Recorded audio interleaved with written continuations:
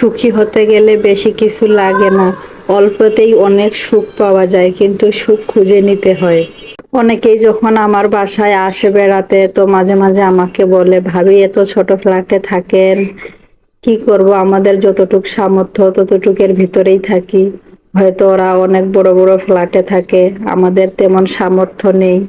এটাতেই আমি অনেক বেশি খুশি, যা আছি অনেক বেশি ভালো আছি। বিশাল বড় ফ্ল্যাটে থাকলে ঘরে অনেকগুলো ফার্নিচার থাকলেই কি সুখী হওয়া যায়? দেখেন, হয়তো ওদের ঘর ভর্তি জিনিস, কিন্তু ওদের মনে শান্তিও নাই, সুখও নাই।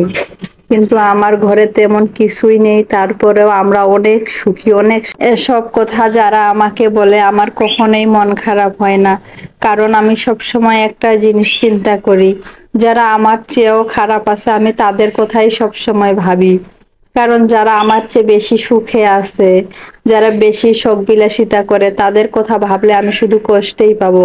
কারণ আমার স্বামীর যেমন ইনকাম, আমাকে তো তেমনই ভাবে চলতে হবে।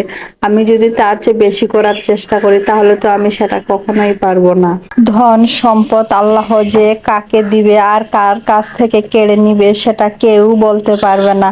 আল্লাহ চাইলে তো সবাইকে এক সমান করতে পারতো, কিন্তু দেখেন, কেউ না খেয়ে আছে, আবার কারো খাবারের অভাব নাই। কারো কত বড় বাড়ি গাড়ি সবকিছুই আছে, আর কারো একটা থাকার জায়গা নেই। গাছের নিচে থাকে, রেল স্টেশনে থাকে, ফুটপাতে থাকে, কত জায়গায় থাকে।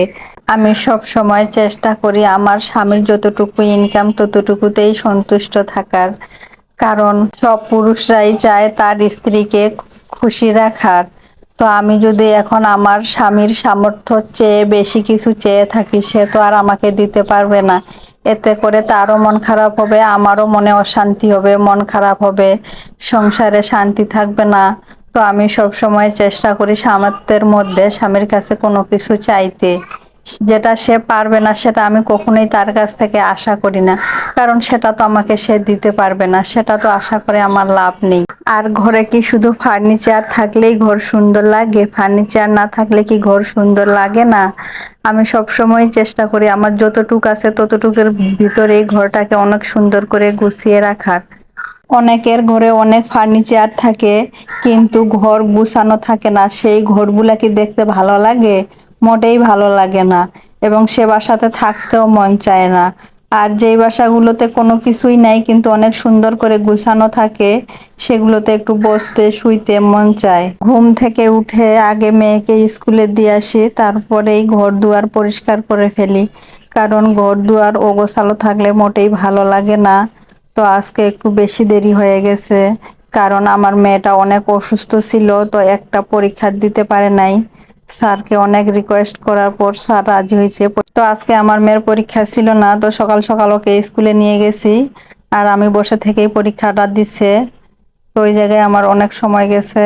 এই যে আমার পিচ্চিটা দেখেন ঘরের ভিতরে যে কিরকম করে, আমি ঘর গুছাই আর ওইদিকে অগোছালো করে। এই যে দেখেন, আমি ঝাড়ু দিব আর আমার সামনেই যাইয়া লাফা লাফি ঝাপা ঝাপি কেমন করতেছে।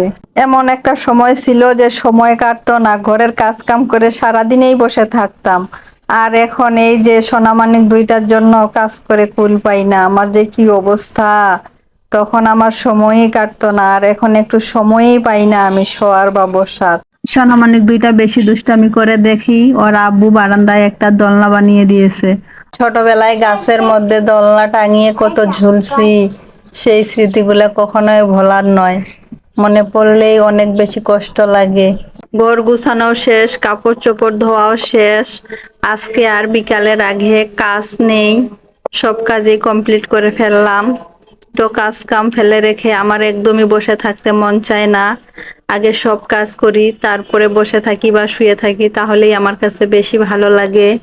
আমার যা কিছু আছে তাই নিয়ে আমি অনেক সুখী, এর থেকে আর বেশি কিছু চাই না।